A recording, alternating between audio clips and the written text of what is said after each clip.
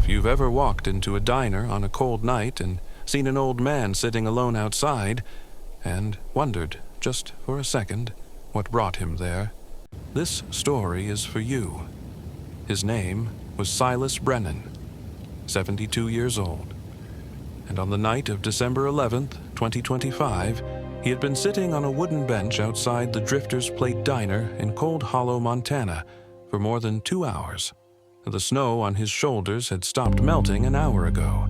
In the cracked leather suitcase at his feet were 3 things: a photograph of a boy taken in the summer of 1994, a letter sealed 30 years ago addressed to that same boy and never sent, and a small wooden horse carved by his own hands for a son who died at the age of 9 and never got to ride it. Nobody in that town knew his name. Nobody knew he had once owned almost 10,000 acres of Montana ranch land. Nobody knew he had walked away from a nursing home in September with $740 in his pocket and crossed 4 counties of winter on foot on the kindness of strangers, looking for an 8-year-old boy he had never met, a boy who, in a small newspaper photograph, had the same eyes as the son he had buried in 1995. That night, a 32-year-old waitress named Hollis Vance was going to walk out the diner door, count the change in her wallet, $19 until Friday, and make a decision that would save 3 lives, including her own. She didn't know it. He didn't know it. Not even the little boy, asleep in a trailer at the edge of town, knew it. But that snowy night would be the last night any of the 3 of them ever spent truly alone. The clock above the diner counter read 10:18. Hollis Vance wiped down booth number 4 for the 3rd time. Not because it needed it, because her hands needed something to do that wasn't counting tips. She had counted them twice. $26.40. Mostly singles. 1.5. A handful of quarters that smelled like menthol cigarettes. The radio above the pie case was playing something old.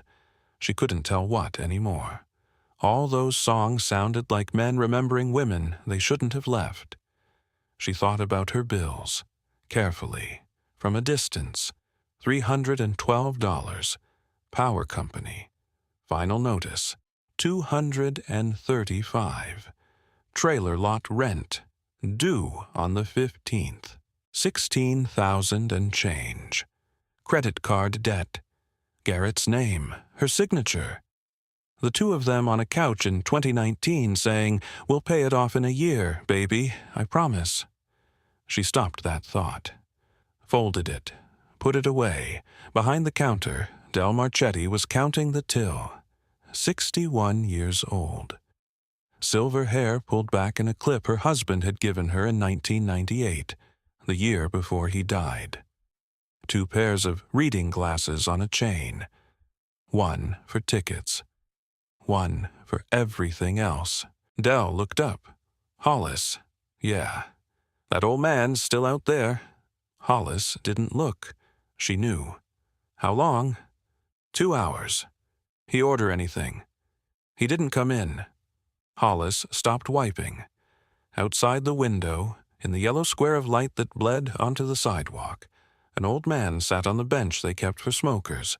He was wearing a gray wool coat, the kind men used to wear in the 70s, and stopped wearing when the world stopped being cold enough for them.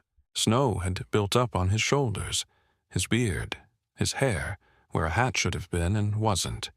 He wasn't moving. Del said it quietly. "I'm calling the sheriff." "Wait. Hollis, it's 19 below." "I know." "He could be." "Del, wait." Del waited, because Del had known Hollis for 9 years. Since Hollis was 23 and pregnant and crying in a booth because her husband had told her he didn't love her anymore. Wanted to find himself, whatever that meant. Del had brought her a slice of pie that night. Cherry, on the house. And she had said the only thing she could think to say. "You're going to be all right, honey. You don't know it yet, but you are. She had been wrong about that. Mostly. But she had loved Hollis like a daughter ever since. So when Hollis said, "Wait," Dell waited. Hollis put down the rag, walked to the front, pulled her jacket off the hook. Denim, lined with what used to be Sherpa before the Sherpa wore off. She zipped it. Dell said, "You're going out there." "Yeah. He could be anyone." "I know. You've got Wyatt at home." Hollis stopped, hand on the door, because that was always the thing. Wyatt was 8 years old and asleep in a trailer with a babysitter who charged $4 an hour and a heater that worked when it felt like it. Wyatt was the only thing. She turned, looked at Dell. "He's been out there 2 hours. It's 19 below. If it were me on a bench somewhere and nobody came," she didn't finish. She didn't have to. Dell nodded once, quick, like she was angry. She wasn't angry at Hollis. "You yell if you need me." "I'll yell." Hollis opened the door. The coal hit her like a hand to the face. She crossed the sidewalk in 5 steps. The old man didn't look up. She got close enough to see the lines in his face, deep ones, the kind that get carved by weather and grief, not by laughing. His eyes were closed. For a long, terrible second, Hollis thought he was dead. She reached out, touched his shoulder. His eyes opened. They were pale and clear, awake, steady. She had been expecting a drunk, a junkie, somebody mumbling, somebody whose breath would smell like the bottom of a bottle. This wasn't that. This was a man. He looked at her. Then he tried to stand, pushed himself up on the bench with both hands. "I'm sorry, ma'am. I'll be on my way." His voice was hoarse, but careful, the kind of careful that takes practice. He had called her ma'am. She blinked. "You've been out here 2 hours." "I didn't mean to trouble anyone. I'll go." "Where?" "Pardon?" "Where will you go?" He looked at her. Then he looked down the street, toward the dark end of town where the streetlights ran out and the highway started. "I'll find a place." Hollis felt something tighten in her chest, because that was what people said when there wasn't a place. She opened her wallet. $19. Until Friday. She did the math without doing it. The way people who count things every day learn to do. A bowl of soup, 3. Coffee, 2. Tax. The thing inside her that said you cannot afford this, you have a child. The other thing that said he's somebody's father, somebody's brother, somebody loved him once. The second thing won. That was Hollis's whole problem, and her whole grace. "Stay there," she said. "Ma'am, just stay." She went back inside. Dell watched her come in. "Hollis, what are you—" "Bowl of the chicken, coffee, black. To go?" "To go." Dell's hands moved fast. 40 years of fast. "Hollis, don't." "You don't have it." "I have it tonight." "You have $19. I have 11 now." Dell's mouth opened, closed. She poured the coffee, filled the soup container, put a roll on top, wrapped it again. She handed it across the counter. "On the house." "Dell, shut up and take it." Hollis took it. She walked toward the door, stopped, turned back. "Dell." "Yeah, thank you." Dell waved her off, like it was nothing, like she wasn't crying a little, like her glasses weren't fogging, the same way Hollis had looked 9 years ago, in booth number 4, with a piece of cherry pie, and a baby growing inside her she wasn't sure she could afford to keep. Some kindnesses go around in small towns. That's what nobody tells you about diners that stay open past midnight, about women like Del Marchetti. Hollis pushed the door open with her hip. The bell jingled. She crossed back to the bench. The old man was still sitting, upright. He hadn't tried to leave. She sat down next to him. Not too close. Close enough. She handed him the cup first. His hands came up. And here is the thing Hollis would remember for the rest of her life. The thing she would write down in her grandmother Etta's old tin biscuit box at 1 in the morning. The thing she would tell Wyatt about when he was 42 and she was 75 and dying in a hospital bed in Helena. His hands shook, not a little. Not the way old men's hands shake sometimes. From age, from cold, his hands shook so hard that when he closed them around the paper cup, coffee sloshed over the rim. Brown coffee. Onto the white snow at his feet. A small stain, like a wound. He stared at it for a long time. Longer than was comfortable.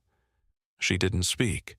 She had learned somewhere along the way that people who are about to say something true need quiet to do it. The old man took a breath. It rattled. "Ma'am," he said. "Hollis. Hollis." He held the cup tighter, like it might leave. "It's been a long time," he said, "since a woman bought me a cup of coffee." She didn't understand. She didn't ask. She just nodded. The way you nod at something a stranger says when you know, without knowing how you know, that they are not lying. She handed him the soup. He took it with both hands. He bowed his head. She thought he was looking at it. Then she realized he was praying. His lips moved. She couldn't hear the words. When he opened his eyes again, they were wet. He looked at her. "My name is Silas Brennan. Hi, Silas. Hi, Hollis." And that small exchange. On a bench in 19 below weather, in a town of 1,180 people, in the worst snowstorm in 20 years, was the beginning. Neither of them knew it. But that's how beginnings work. She didn't stay long. She had to close out, wipe down, restock napkins, pull the chairs. She told Silas she'd be a little while, asked if he'd be all right. He said he would. She went back inside. Dell didn't ask anything. Dell knew her well enough to know that when she was thinking, you did not bother her. It took 35 minutes to close. When she came back out, apron off, jacket on, keys in hand, Silas was still on the bench. The soup container was on his lap. Empty. Clean. He had eaten every drop and wiped the inside with the roll. He looked up. "Thank you, Hollis. You bet." She paused. "You have a place tonight?" He didn't answer. Which was an answer. She bit the inside of her cheek, looked toward the parking lot. Her Ford F-150 was sitting under a streetlight. 1997. Burgundy. Rust along the wheel wells. The kind of truck men in Montana drove for 40 years and then sold to women like her for $2,000 cash. She thought about Wyatt. She thought about her own mother, the gas station in Helena, the 4 hours. She thought about the kind of woman she wanted Wyatt to remember her as. "I have a shed," she said. Silas looked up. "Behind my trailer. Propane heater. It's not much. It's not this." He didn't speak. She kept going, because if she stopped, she might change her mind. "One night. That's all I'm offering. In the morning, you're on your way. But you don't sleep out here. Not tonight. Not with this wind." He looked at her for a long time. His eyes. Steady. "Ma'am, Hollis, you don't know me." "No, I don't." "You shouldn't take a stranger home." "I know that too." "Then why?" And here is what Hollis Vance said, sitting on a bench in Cold Hollow, Montana, at 10:53 at night, December 11th, 2025, to a man whose suitcase contained a photograph of a dead son. She said, "Because when I was 7 years old, my mother left me at a gas station and never came back. And I waited 4 hours, and nobody helped me. And I promised myself if I ever saw somebody waiting like that, I wouldn't be the kind of person who walked by." Silas Brennan didn't say anything. He couldn't. His throat had closed. He just nodded and followed her to the truck. The truck was cold. She turned the key. The engine coughed once, coughed twice, caught. She let it warm up. Silas put his suitcase between his feet, held it with his knees, like it was alive, like it might run away. She noticed. She didn't say anything. They pulled out of the lot, drifted past the post office, past the Sinclair station with the dinosaur sign that had been there since 1972, past Rayburn's General Store, dark for the night, past the church, past the last streetlight, out onto the county road, where the snow was coming down so hard the headlights only reached 15 feet. Silas spoke once. "You been here long?" "9 years. It's a good town." She thought about it. "It's the town I have." He nodded. He didn't ask anything else. The truck died 1 6/10 of a mile from her trailer. She felt it before it happened. The way the engine started to chug. The way the dashboard lights flickered. She steered onto the shoulder. The engine cut. She tried the key. Nothing. Again, nothing. She hit the steering wheel with the heel of her hand. Once. Hard. Her throat closed. She did not let it open. She got out. The cold was God. The cold was a hand on every part of her at once. She popped the hood, stared at the engine like she had any idea what she was looking at. Behind her, the passenger door opened. She turned. Silas was standing there, suitcase still in his hand. Like he had assumed this was the end of her hospitality, and he was getting out of her way. "Hollis, if it's the distributor cap, I can dry it." She looked at him. "You can what?" "Dry the distributor cap. Gets wet in snow like this. Spark won't jump. You know cars? I know old ones." She stepped back. "Be my guest." He set down his suitcase, took off his coat, pulled off the wool shirt underneath, tore a strip from the inside of the shirt with his teeth, put the shirt back on, put the coat back on. Stepped to the engine. She watched him. He didn't fumble. He didn't hesitate.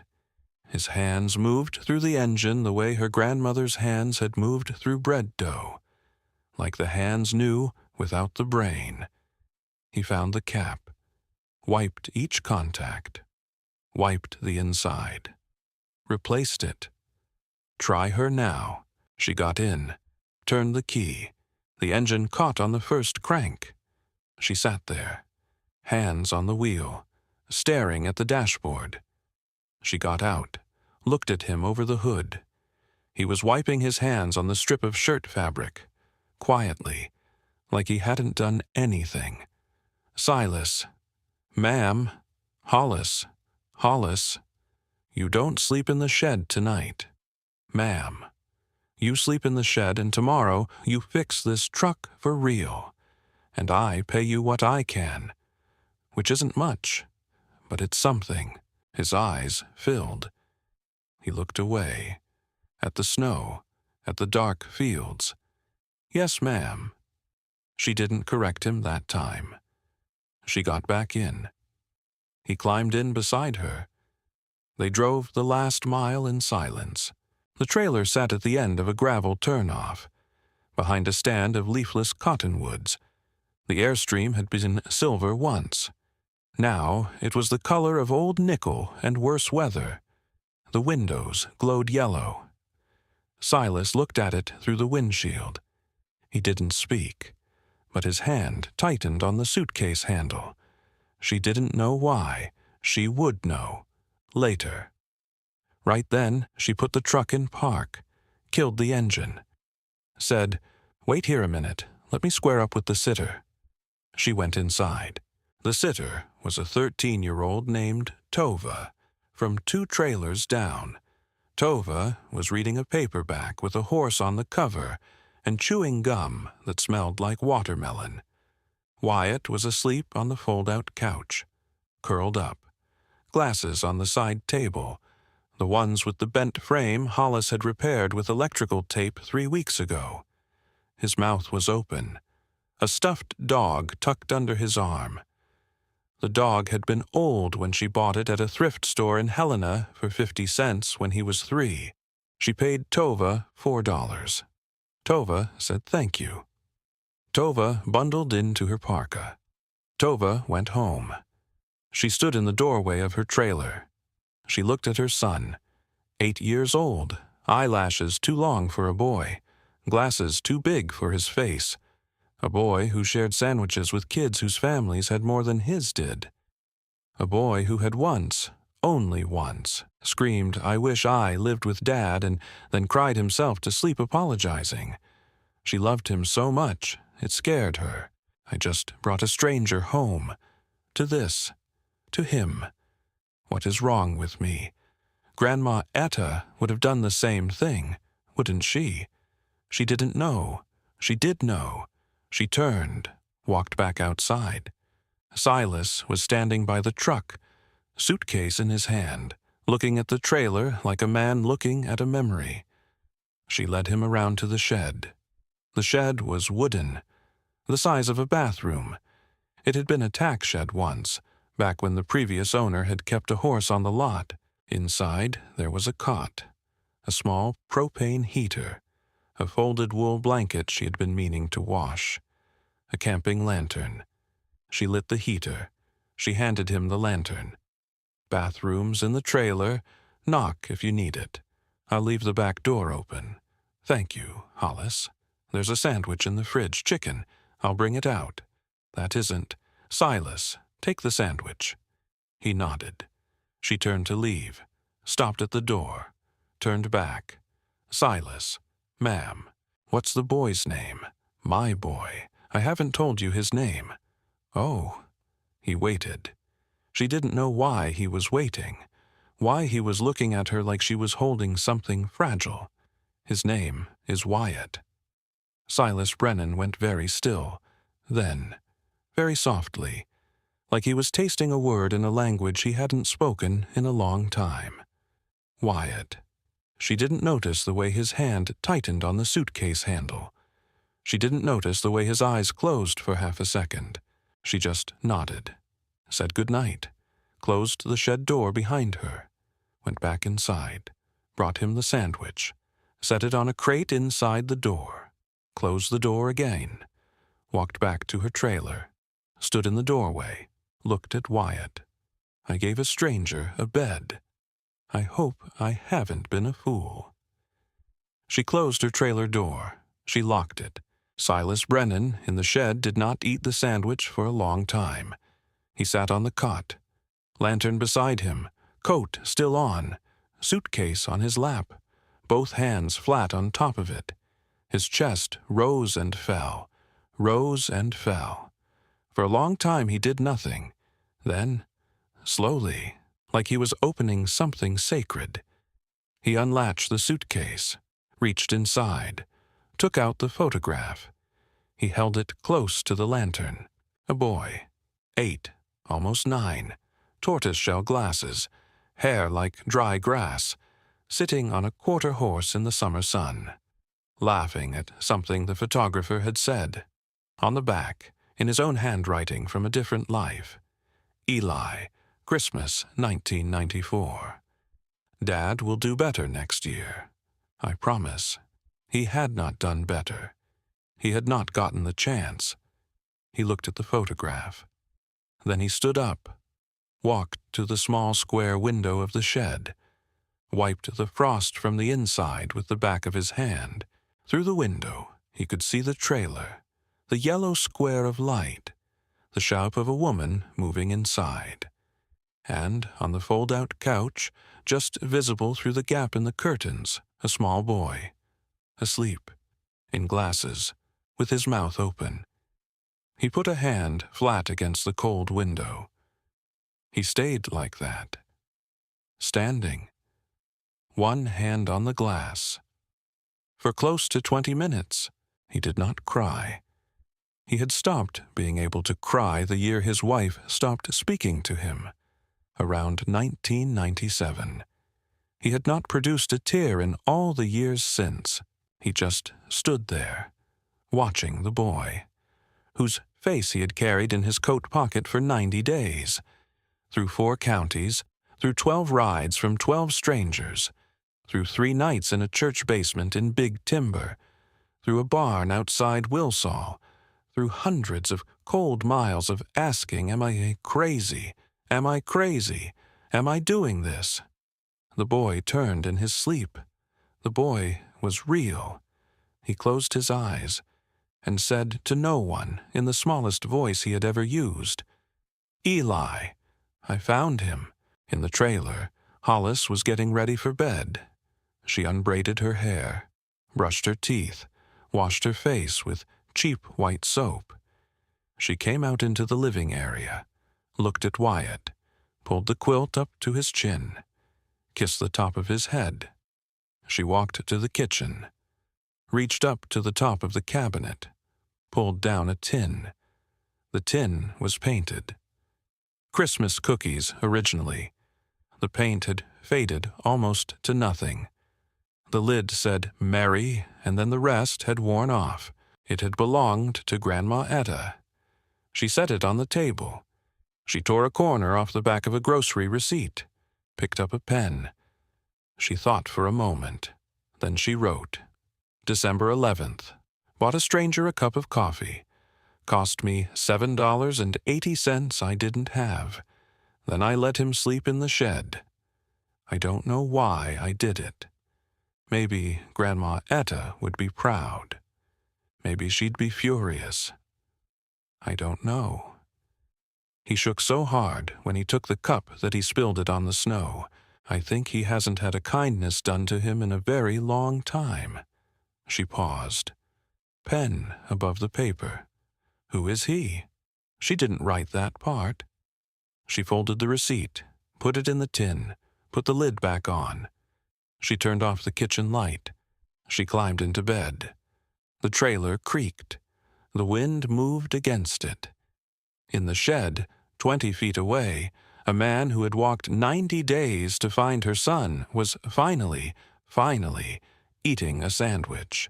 And somewhere, very far away, in a memory neither of them could touch yet, a boy named Eli James Brennan was riding a quarter horse named Comanche in a summer that would never come back.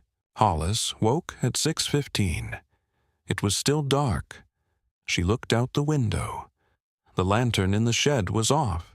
She felt, for a cold half-second, the certainty that he was gone, that the shed was empty, that she had been a fool, but at least she had been a fool whose foolishness only cost her $7.80. She put on her coat over her pajamas, pushed her feet into snow boots, went outside. The shed door was unlocked. She opened it. He was gone. But the shed door, the one that had been hanging off one hinge for 2 years, had been rehung. The hinge was new. Where it had come from, she did not know. The wood scraps on the floor had been swept, stacked. The cot was made up. The lantern hung on the nail by the door. On the crate where the sandwich had been, there was a folded square of paper. She picked it up. Hollis, thank you for your kindness. I have taken the liberty of repairing the shed door and stacking the cordwood you had loose by the side of the house. I'll be off shortly. If you'll permit me a few hours of work to repay you for the meal and the bed, I'd be grateful. If not, I understand. S.B. She walked around the corner of the trailer. The cordwood, the pile she'd been meaning to stack since October, was stacked, tight, neat, against the side of the trailer, under the eave, where the snow wouldn't reach it. 2 hours of work, done before sunrise, done quietly enough that she had slept through it. She turned a slow circle in the snow and saw him. He was on the front step of the trailer, sitting, coat on, a brown felt hat she'd never seen before on his head, suitcase between his feet. He was sitting with Wyatt. Wyatt was wearing his pajamas and his bent glasses and a coat thrown over his shoulders. The two of them were eating crackers from a sleeve Wyatt had clearly taken from the kitchen. They were looking up at the sky. Silas was pointing. He was saying something. Wyatt was nodding. Hard. The way Wyatt nodded when he was being told something he was going to remember forever. Hollis stopped, frozen in the snow, in her pajamas, in her coat. Watching, Wyatt said, loud enough for her to hear. There, right there.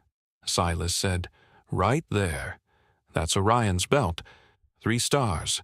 You can find him every winter night in Montana. Long as the sky is clear, he's there, just looking back at you. He's always there. Always. What if it's cloudy? He's still there. You just can't see him. Wyatt thought about this. That's how it is with my grandma. Mom says she's still there. I just can't see her. Silas was quiet. Then he said very gently, "Your mom is right, son." Hollis put a hand to her chest, because she had not seen her son smile like that. Not the way he was smiling right now, looking up at an old stranger who was telling him about a constellation in the dark blue, almost morning sky. Not since Garrett, maybe. Maybe not even then.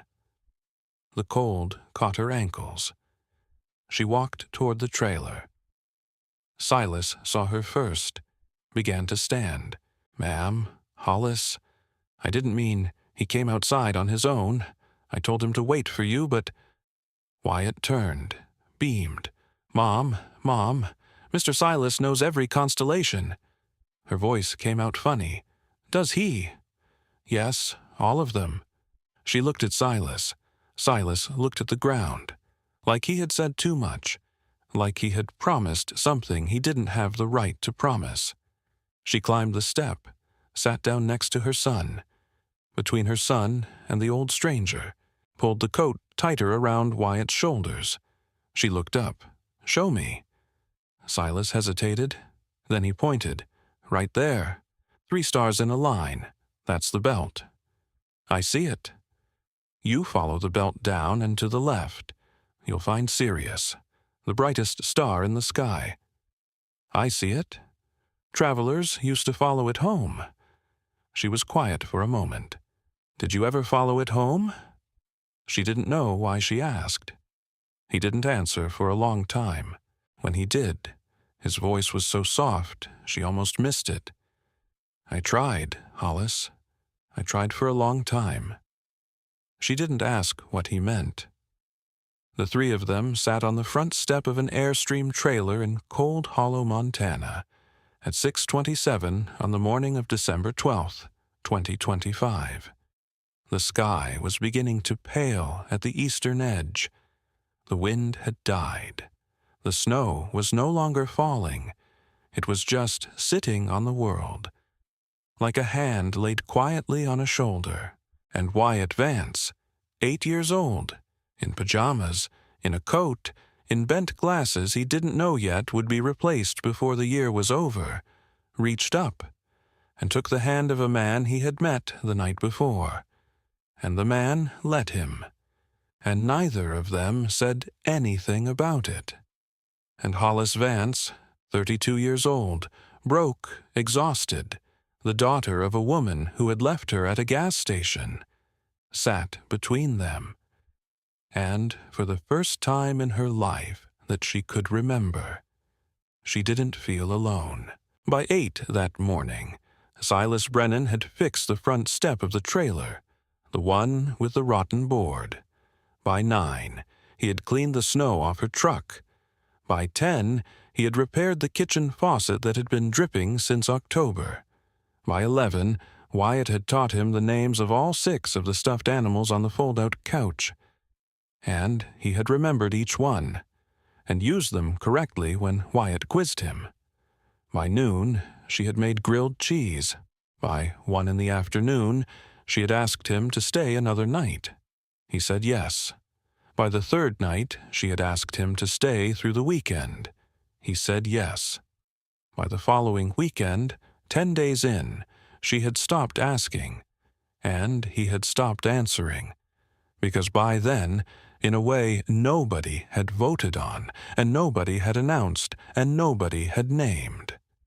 Silas Brennan lived in the shed behind the Airstream trailer at the end of the gravel turnoff outside Cold Hollow, Montana, and the family that didn't know it was a family yet, had begun. The days fell into shape. He fixed the screen door. He insulated the pipes under the trailer with foam tubes he made her drive him to Rayburn's to buy with $8 from his own pocket. Money she did not ask where had come from. He played with Wyatt. The 2 of them carved a small wooden owl, then a small wooden bear. He read to him at night, from a book of poems he had checked out of the library on the 2nd day they went there together. Wyatt did not understand most of the poems, but he liked the sound of an old man reading, and the old man liked having someone to read to. Once, on the 5th night, Wyatt fell asleep with his head against Silas's shoulder. Silas did not move for an hour. Hollis came in from the kitchen. She saw them on the couch. She stopped. She watched. She did not say anything. She went back into the kitchen and pretended she had not seen it. But that night, in the tin biscuit box, she wrote, December 16th. Wyatt fell asleep on him. He didn't move. I don't know what I am building here, but I know I am not tearing it down. In Cold Hollow, Montana, on the morning of December 15th, 2025, a woman named Imogen Whitlock touched a secret she had been carrying for 30 years. She didn't mean to. She just opened a library door. Imogen was 69 years old. She wore her gray hair in a braid down her back, 2 pairs of reading glasses, 1 pair for reference desk, 1 pair for the world. She had moved to Cold Hollow in 1986 to teach high school English, retired in 2011, taken over the town library, 240 square feet, 1,100 books, 1 ancient computer with a keyboard yellowed by 40 winters of wood stove smoke. She lived alone. She had been engaged once, in 1979, to a man named Peter, who died in a car accident outside Missoula 3 weeks before the wedding. She had never tried again. Not because she was sad, though she was, but because she had decided, somewhere around her 40th birthday, that one great love was enough for one life. She made tea every morning at 6. She read the Montana Range Standard from cover to cover.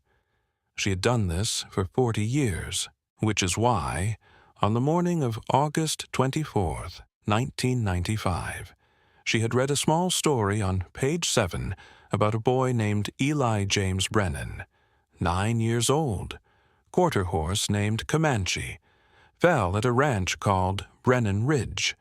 The father, the article said, was unreachable, out of state on business. The mother, the article said, declined to comment. She had clipped that article. She didn't know why.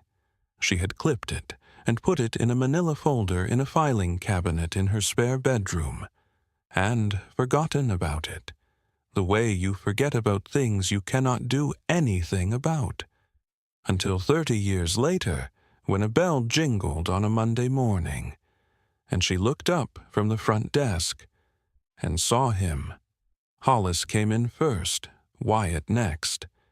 He had grown bolder. He no longer hung behind his mother's leg in public. He walked ahead. He held doors. He held the library door for Silas Brennan. Silas stepped inside. He shook the snow off his coat. He took off his hat. He looked up. Imogen Whitlock looked back. The cup of tea she was holding hit the desk so hard it sloshed onto a stack of library cards. She did not notice. She had seen a ghost. She stood up from her chair, slowly. "My God," she said, almost to herself. "It can't be." He met her eyes. He went very still. Hollis turned, looked between them. Imogen didn't hear her. She took 2 steps around the desk, stopped. "You're Silas Brennan." He was quiet for a long moment. Then he said, "Ma'am." Imogen put a hand to her mouth. "My God!" Wyatt looked up at his mother, confused. Hollis put a hand on his shoulder, pulled him close. Silas spoke, carefully, like a man stepping across river ice. "Imogen, I'd ask a kindness of you." She lowered her hand. "What?" "Don't say his name." It took her half a second. Then she understood. She glanced at Wyatt. She looked at Hollis, back at Silas. She gave one small nod, almost imperceptible. "Mr. Brennan, the poetry section is on the back wall. I think you'll find what you're looking for." He inclined his head. "Thank you, ma'am." He walked past her, toward the back, his shoulders very straight. Wyatt followed him, holding 2 picture books he had already chosen. Hollis stayed at the front desk. She waited until Silas was out of earshot. What was that? Imogen looked at her. Hollis Vance, 32, exhausted, wearing the same denim jacket she had worn for 9 winters. Imogen had known her since the day she arrived in town. Pregnant, 23, engagement ring still on but already chipped along one side. Imogen had checked out picture books to Wyatt for 6 years. She loved them both. She owed them both. "Hollis, go home, tonight. Open your computer. Search for the name Brennan Ridge Ranch. Add the year 1995. Hollis swallowed. "Imogen, do it tonight. After he goes to bed. Don't ask him. Don't say I told you. Just search." "Why?" Imogen looked toward the back of the library, where a 72-year-old man was standing in front of a poetry shelf with a small boy at his elbow. She looked back at Hollis, in a voice Hollis had never heard from her before, a voice that sounded like it was carrying something heavy across a long distance, because he is not who he appears to be, and he is not what you fear, and you deserve to know the difference before you decide what to do. Hollis stood very still. She nodded. Once, Imogen nodded back, and then turned, picked up the cup that had spilled, set it carefully aside, took out a rag, wiped the desk, did not look at her again, the way librarians do. When something has been said, that cannot be unsaid. Silas checked out a thin paperback by a poet Hollis had never heard of. James Wright, The Branch Will Not Break. He brought it to Imogen's desk. "I'd like to check this out, if I can." "You need a card. I don't have one. You need an address." He was quiet. Hollis stepped up beside him. "Use mine." Imogen looked at her. Long, steady. Then she pulled out a card, stamped it, slid it across. She handed him the book. "Thank you, Imogen." "You're welcome, Mr. Brennan." He turned to go. Imogen reached out, touched his sleeve. She said very quietly, only for him to hear, "I was a young teacher in Bozeman in 1995. I remember." Silas Brennan closed his eyes for just 1 second. Then he opened them. He inclined his head. "Thank you for not forgetting him, ma'am." And he walked out of the library. with Wyatt at his heels, carrying a book of poems by a man who had known how to write about grief. Hollis followed. She did not look back. She did not need to. She already knew her whole world had just been quietly opened. The way a door opens when you didn't know it was a door. That night, she put Wyatt to bed at 8:30. She made Silas a cup of tea, brought it out to the shed. He thanked her. He was sitting on the cot, reading the poems. He looked up, said, "Good night, Hollis. Good night." She went back to the trailer. She washed dishes she had already washed. She wiped the counter she had already wiped. She made another cup of tea, drank half, poured the other half down the sink. She walked to the fold-out couch, sat, looked at the laptop on the kitchen table, looked away, looked back. Whatever it is, it's already true, whether you look or not. She got up. She walked to the table. She opened the laptop. The screen was cracked along the bottom right. She had dropped it in 2022. She had cried for an hour because she couldn't afford to replace it. Wyatt had said, "Mom, it still works." And it did. She opened the browser. She typed, "Brennan Ridge Ranch, 1995. She pressed enter. The first result was a Wikipedia stub. The second was a feature in a Montana magazine. The third was a Montana Range Standard Archive page. She clicked the third. The page took a long time to load. The signal at her trailer was bad on the best of days. Tonight, in the snow, it was worse. The headline appeared first. "Boy, 9, dies in horse accident at Brennan Ridge." She stopped breathing. The article loaded slowly, line by line. A 9-year-old boy, Eli James Brennan, son of Silas and Rosalind Brennan, of Brennan Ridge Ranch, 12 miles southeast of Livingston. The boy had been riding a quarter horse named Comanche, a horse purchased by his father 2 months earlier as a birthday gift. The boy had fallen. The horse had spooked. The boy's head had struck a stone retaining wall. The article was careful. It said internal injuries. It did not say brain. But she understood. The father, the article said, was unreachable at the time of the accident. Reportedly in Boise, Idaho, attending a livestock auction. Notified by phone in the early evening, then. And this was the line that broke her. The boy was pronounced dead en route to the hospital. He had not regained consciousness.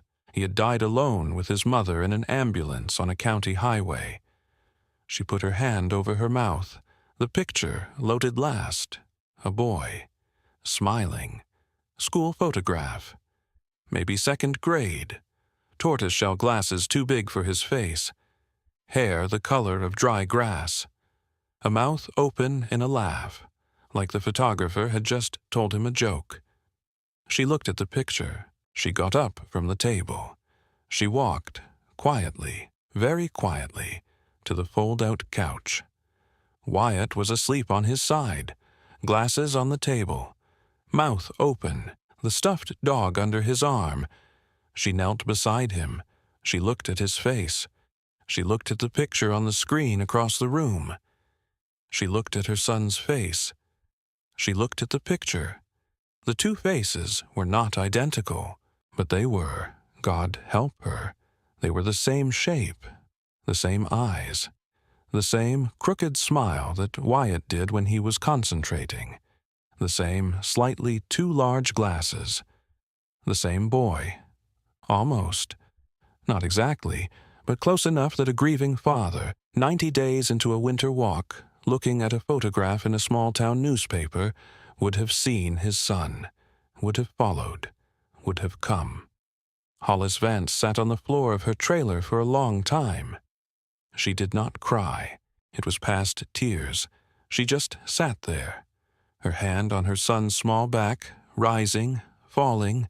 She went back to the laptop eventually. She did one more search. Silas Brennan, Brennan Ridge. 2024. The results were different now. Brennan family estate dispute. Elder son assumes control. She read it twice. A 71-year-old patriarch. A minor stroke. A son, Calder Brennan, Denver attorney, petitioning the court for medical and financial power of attorney. A daughter, Maren Brennan of Missoula, signing on. The father, the article said, had not contested the petition.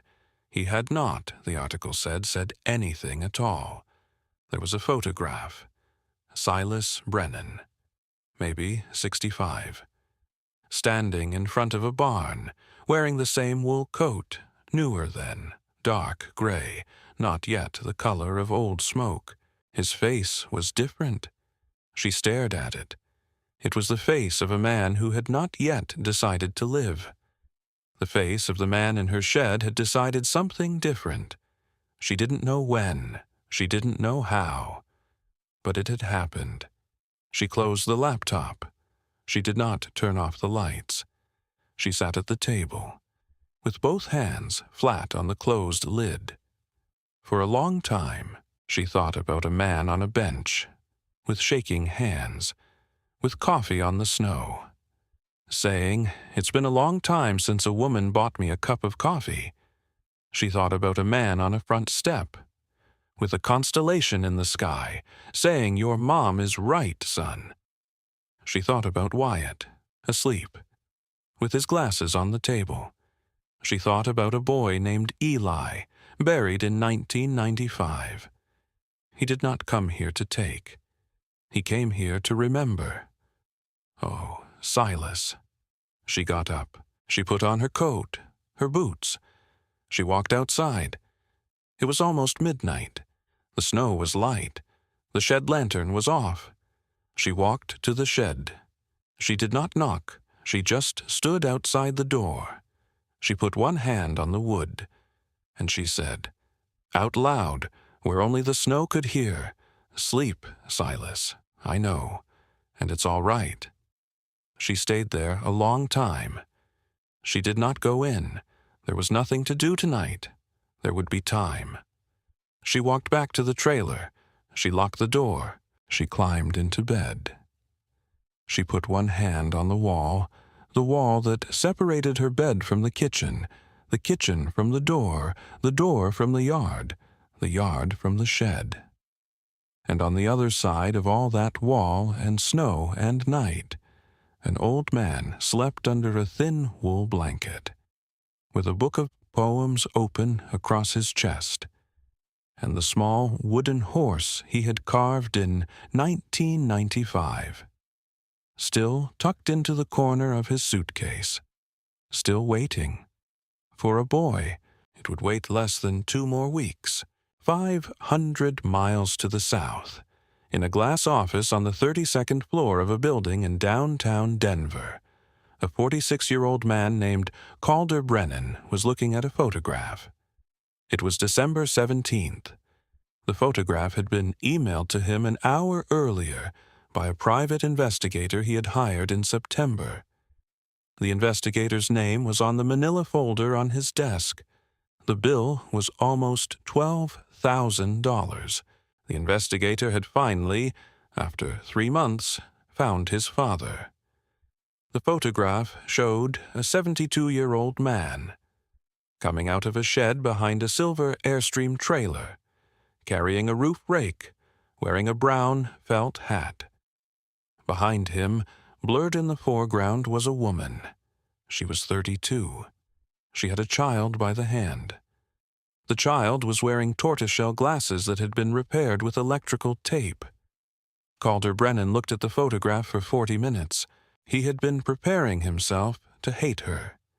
He had been telling himself the story he needed to be true, the story in which his father, a confused, sick, vulnerable old man with a stroke history, had been found by an opportunistic single mother who had recognized his face or his last name and taken him in, and was, at that very moment, slowly working her way toward whatever inheritance she could manage to extract. That was the story. It made him feel righteous. He had needed to feel righteous since he was 15 years old. But he kept looking at the photograph. The woman's coat was thin. Her boots had a hole in the left heel. She did not look like a woman who knew anything about Brennan Ridge Ranch. She looked like a woman who was tired. And his father was wearing a hat Calder did not recognize. His father had not worn a hat in 30 years. He set the photograph down. He picked up the phone. He called his sister. It rang 4 times. "Cal, it's late." "Mare." "What?" "I found him." A silence. "Where?" "Tiny town, east of Livingston, place called Cold Hollow." "Is he—" "He's alive. He's living in a shed." "A shed?" "Behind a trailer, with a woman and a kid." A long silence. Maren said, "What are you going to do?" He looked at the manila folder. "I'm going up there, after Christmas, quietly." "Cal." "What?" "You promised me. You said if we found him, we would do this right." "I know what I said. Don't go in there with lawyers." "Mare?" "Cal, he's 72. He walked away from a care facility with $700, and you spent $12,000 finding him. He didn't want to be found, by us." He did not respond. She said, "Why is that?" He still did not respond.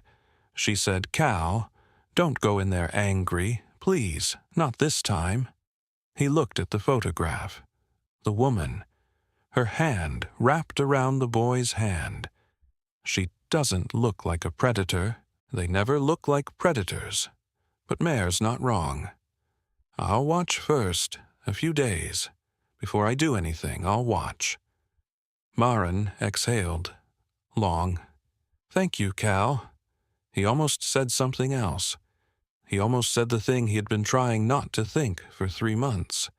The thing that had been waking him up at 4 in the morning. "I think Dad ran because of us. I think we did this to him. I think we drove him out into the snow." He didn't say it. He couldn't say it yet. He said instead, "Good night, Mare." She said, "Good night, Cal." He hung up. He looked out at the snow over the Front Range. He thought about the last time he had seen his father. April. The care facility in Bozeman.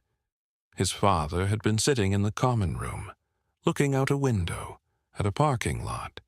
He had said, "Dad, the lawyer needs you to sign something." His father had not turned. His father had said, "Cal." He had said what? His father had said, "Do you remember the summer Eli wanted a dog?" He had stopped. He had said, "Dad." His father had said he wanted a dog. He wanted it for a year. He asked every Sunday. And I kept saying no. And then he died. And I never got him the dog. He had stood there, folder in his hand, the signature line waiting. He had said, "Dad, sign the paper." And his father had signed it. Without looking at him. Without looking at the paper. Without looking at anything but the parking lot. That had been the last time Calder Brennan had spoken to his father. He had not visited since. He had told himself it was because of work. He had told himself a lot of things. He stood up, walked to the window. He whispered to nobody, "What did we do?" The week before Christmas folded into itself. Hollis did not say anything to Silas about what she had learned. Not because she was hiding it, because she did not want to ask him to talk about it before he was ready. She made eggs in the mornings. She made stew at night. She slipped extra blankets onto the cot in the shed when he wasn't looking. He did not say anything about it. He fixed things instead. The way men of his generation knew how to say thank you without using the words. He replaced the gasket on the kitchen faucet. He sanded down the door that always stuck in winter. He drove with her into town one afternoon. She let him. The truck was running again. and bought a small set of carving knives at Rayburn's with money she did not ask about. He took the knives to the shed.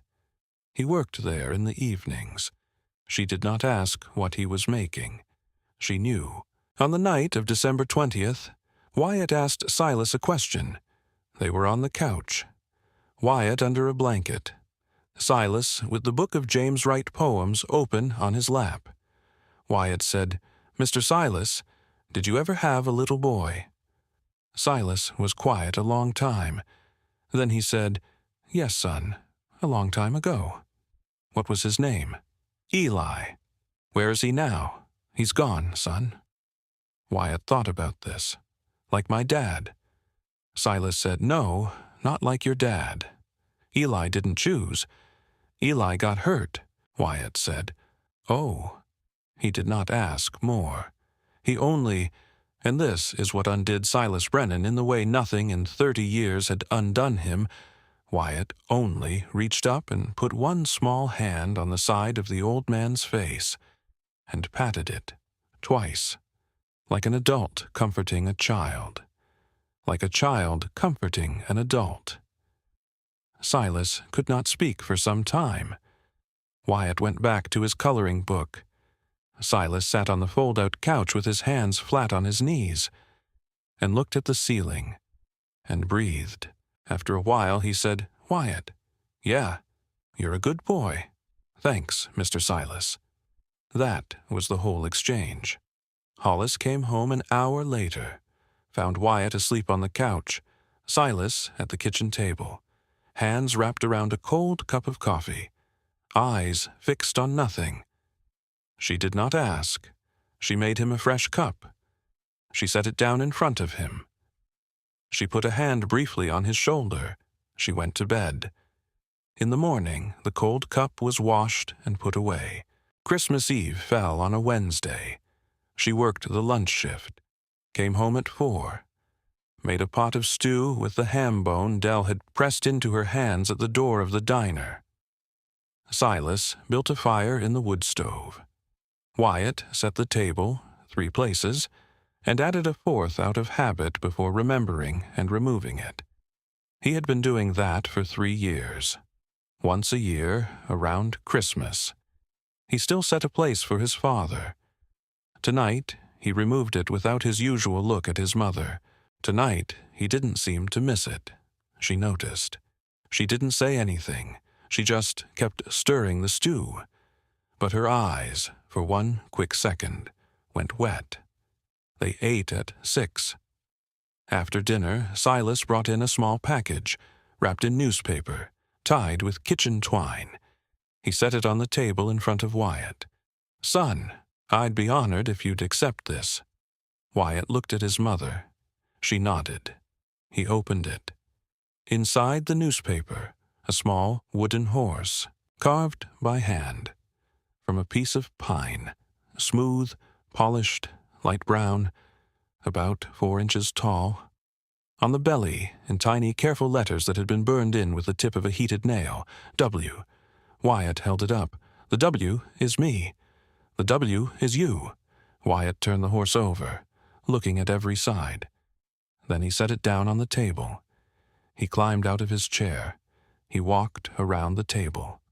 He wrapped both arms around Silas Brennan's neck, and he said, into the old man's beard, very quietly, "Are you my grandpa?" Hollis Vance at the kitchen counter did not move. The old man, whose grief had calcified inside him like a stone for 30 years, closed his eyes. He held the boy, both hands flat on the boy's small back. "Wyatt, if you would let me." Wyatt squeezed harder. "Okay." That was all. Just okay. And then he kissed the old man on the forehead, because that was what his mother did to him every night, and so it was the thing he knew to do. And then he went back to his chair, and he picked up the wooden horse, and he put it next to his glass of milk, and he said, "Can I have more stew?" Hollis was crying. She was crying with the ladle in her hand.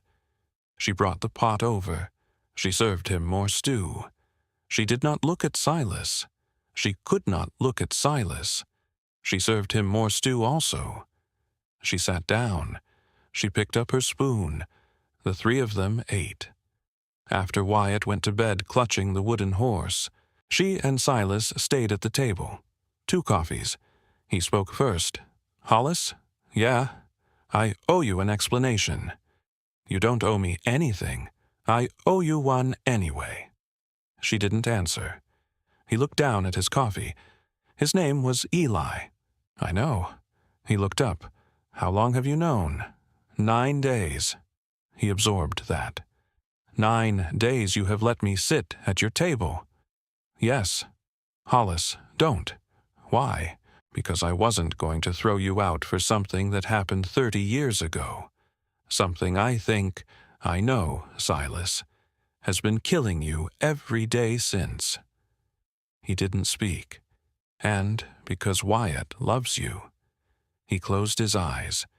"And because I think you came here because of his picture." Silence. He nodded. "I saw it on a Google search. After Imogen told me to look. I know you did. I felt you know. He looks like Eli." "Yes." "Is that the only reason you came?" He thought about it. "For a long time. It's the reason I started walking." He paused. "It's not the reason I stayed." She turned and looked at him. He looked at her. "Hollis, you are the reason I stayed." She didn't speak. "The night you handed me that cup of coffee, your hand was so cold, and your wallet, I saw it open in your hand. There was nothing in it. And you bought me coffee anyway." He said, "It was the first time in a long while anybody had looked at me like I was a person and not a problem. And then you opened your shed to a stranger because you couldn't bear to be the one who walked past. Hollis, I came for the boy. I stayed for you, both of you." She put down her coffee. She put her hands over her face. She cried, quietly, the way grown women cry when they have not been allowed to cry in a long time. He didn't touch her. He didn't reach for her. He just sat there, across the table, with his eyes wet but not running. He let her have it. He let her have her cry, the way she had let him have his 9 nights earlier in the shed. When she was done, she wiped her face with her sleeve. "Silas, yes, I'm glad you came." He nodded. "Me too." She stood. "I'm going to bed." "Good night, Hollis." She paused at the door. She turned back. "Silas, yes. Thank you for the wooden horse." He looked up at her. "Thank you for the coffee, Hollis." She went to her room. He sat at the table for another half-hour. He looked at the small Christmas tree. He looked at the wooden horse Wyatt had set carefully on a high shelf before bed. He whispered, to no one, and to a sun, and to a sky he could not see through the trailer ceiling. "Eli, watch over him for me, when I can't." He went to the shed. He slept. Calder Brennan had checked into a hotel in Bozeman on the evening of December 23rd. He had told nobody. He had told Maren he would not move until after Christmas. He had lied. He had spent the 24th in his hotel room, looking at the photograph, looking at the manila folder, looking at the clock. At 9 that night, he had gotten in the rental Cadillac, driven east on Interstate 90, taken the Cold Hollow exit, followed the road past the diner, past the church, past the last street light. He had parked 400 yards down the gravel road from a turnoff he had memorized from the investigator's photograph. He had killed the engine. He had not used the binoculars in his lap. He had only watched the yellow square of light at the end of the turnoff. He had seen, through the trailer window, the silhouette of a boy hugging an old man. He had seen Through the same window, the silhouette of a woman covering her face with both hands. He had seen nothing else. He had not gotten out of the car. He had been there long enough to understand something he had not understood that morning. Whatever was happening in that trailer, it was not what he had hired the investigator to find. He picked up his phone. He dialed his daughter. It rang once, twice, 3 times. A voice picked up. 14 years old, cautious. Lila spent Christmas with her mother in Aspen now. He and his daughter had not had a real conversation in 2 years. "Dad? Hey, kid. It's late." "I know. I'm sorry. Merry Christmas Eve." A pause. "Merry Christmas Eve, Dad." He sat in the car, looking at the trailer. "Lila, can I ask you something?" "Okay. Do you think I've been a good father?" A long silence. Lila Brennan, 14 years old in a chalet in Aspen, said, "Dad, I think you've been a hard one, not a bad one." "What's the difference?" "I don't know, but I think you should figure it out." He closed his eyes. "I love you, Lila." "I love you too, Dad." He hung up. He sat in the car. He did not move for a long time. "I haven't said those words to my own father in 20 years. Maybe it's time, but not tonight. Tonight, he would sleep on it, drive back to the hotel. Think. He put the Cadillac in drive. He pulled away from the side of the road. He did not see the lantern light go off in the shed behind the trailer. The Cadillac drove back toward Bozeman in the snow. He would return 3 more times in the week that followed. Each time he would park. Each time he would not get out. Each time he would tell himself, not yet. He did not know it. But the storm, the real one, the one nobody had named yet, was coming for them in less than 2 weeks. The days between Christmas and the New Year passed in a strange, suspended quiet. Wyatt was off school. He spent every morning with Silas in the shed, watching him carve. He spent every afternoon riding his bike along the gravel road in the cold, dry air. He came in at dusk with snow on his eyelashes and called Silas Grandpa now. He had not stopped. Hollis picked up 2 extra shifts at the diner. Dell paid her cash. Dell did not ask why she needed it. She needed it because she had decided, without telling anyone, that she would buy Silas a small thing for the new year. A pair of new wool gloves.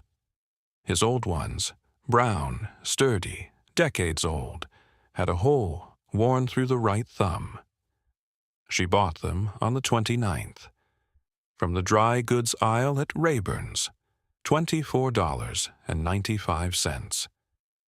She wrapped them in the comic page of an old newspaper. She did not give them to him. She put them in a drawer. She would, in a different life, have given them to him on January 1st. But January 1st was not the day she had imagined. On the morning of January 5th, 2026, Silas walked into town alone. He told Hollis he wanted to go for a walk. Stretch his legs, pick up a few things at Rayburn's. She said, "I'll drive you." He said, "Let me walk, Hollis. An old man needs to walk." She let him go. He did not go to Rayburn's. He walked to the small cemetery on the south edge of Cold Hollow. He stood at the iron gate. He did not go inside. He just stood there, looking through the bars, at a row of headstones, none of which belonged to anyone he knew. He put a hand on the gate. He said very softly, "Eli." He said, "I don't know how to tell you, son. I don't know if you'd want me to tell you, but there is a little boy now, and I think I love him, and I don't know if I have the right." The wind came down off the mountains. It moved against him. He said, "I should have come home, Eli. I should have come home that day. I am so sorry. I am so sorry. I am so sorry. He bowed his head. He felt the thing in his chest. The thing he had been ignoring since the night before Christmas. The thing that came back now, sharp, specific, like a hand around his rib cage. He gripped the iron gate. His breath caught. The hand tightened. He went down on one knee, then both, then the gate. He held himself up by the bars. The pain spread down his left arm. Not yet. Please, not yet. Not before Hollis, not before Wyatt, not before a car horn, a voice. A woman in a parka was running across the road from the post office. She was shouting something he could not hear. She knelt beside him. She had a phone in her hand. She said, into the phone, "Yes, yes, the cemetery gate, south end of town. He's down.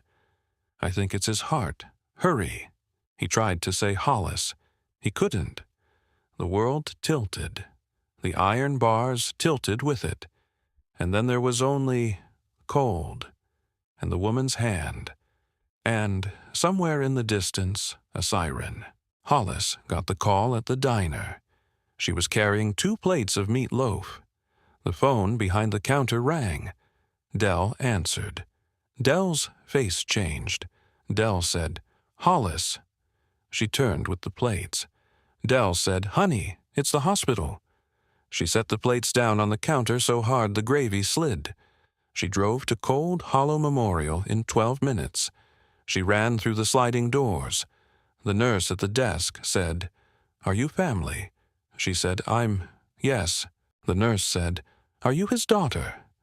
The word came out before she even knew she had decided it. "Yes."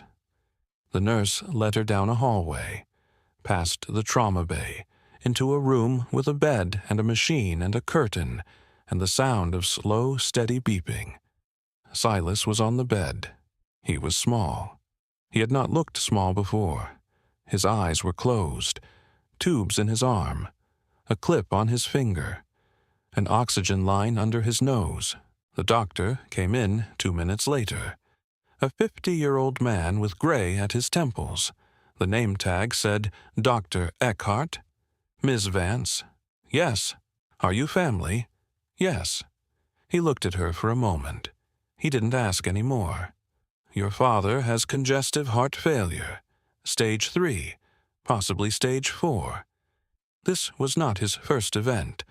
We can see scarring from at least one earlier episode. I suspect he knew." She nodded. She did not speak. "He doesn't have a lot of time, Miss Vance. Weeks, maybe months if we're lucky." She nodded again. "I'm sorry. Can I sit with him?" "Of course." She sat in the plastic chair beside the bed. She took his hand. It was thin, cold, familiar. She did not cry. She had cried in the parking lot, in the cab of the truck, with the heat on and the doors locked. She had not cried since. She sat with him for an hour. Then he opened his eyes. He saw her. He said very softly, "Hollis, I'm here. I owe you the rest." "It can wait." "No, sweetheart, it can't." She had never heard him use that word before. It went through her chest like a hand. She held his hand a little tighter. "Then tell me." He told her in pieces. The voice was an old man's voice, slow, catching, with long pauses. "I married Rosie in 77. I loved her from the time I was 18. She laughed more than I did. She always laughed more. I built the ranch from 180 acres my father left me. By 95, I had about 9,500. I thought I was good. I thought I was a good man. Calder came in 80, Maren in 83, Eli in 86. Eli he was the youngest. He looked like Rosie. He laughed like her. He had the same way of cocking his head when he was thinking. In August of 95, I was in Boise. A contract, not a big one. I just didn't want to send anyone else. Eli was 9. He was riding a young quarter horse I had bought him, Comanche, 2 months earlier. I thought he was old enough. His voice cracked. He fell, 2 in the afternoon, hit his head on the stone wall of the round pen. Rosie called me 17 times. I had turned my phone off in the conference room. I called her back that evening. Eli had been gone for hours. Hollis squeezed his hand. I had been laughing, Hollis. I had been in a room with 3 other ranchers. We had been laughing about the price of feed, while my boy was dying on the side of a highway, while my wife was screaming in an ambulance. I was laughing. He stopped, closed his eyes. She did not interrupt. Rosie never spoke a full sentence to me again. 14 years. She set the table. She cooked. She put my plate 3 chairs from hers. She died in 2009. Cancer. I held her hand. She pulled it back. That was the last thing she did with me. Calder was 15 when Eli died. He held his brother's hand in the ambulance because Rosie collapsed. He was the one who told the EMT what had happened. Nobody told him anything. Nobody held him. For 30 years I have known that. For 30 years I have not been able to fix it. Maren was 12. She locked herself in her room for a month. I never asked her how she was. I never asked anyone how they were. I worked. I bought more cattle. I expanded. I made more money. I did not let myself feel one thing. Because if I felt one thing, I would have to feel all of it. And it would have killed me. He paused. It killed me anyway. Just slower. She was crying. He didn't notice. Last year, I had a small stroke. Cal came home. Maren came home. They sat with me in a hospital room, and they told me they were taking power of attorney. I didn't fight them. They had earned the right. They were not wrong about me. I went to a senior care center, a place called Cedar Hills, outside Bozeman. I sat in a room. I looked at a parking lot. For 9 months. In September, I read a newspaper, a little paper from out east. I picked it up at a diner on the day I was being driven into town for an appointment. There was a story on page 3.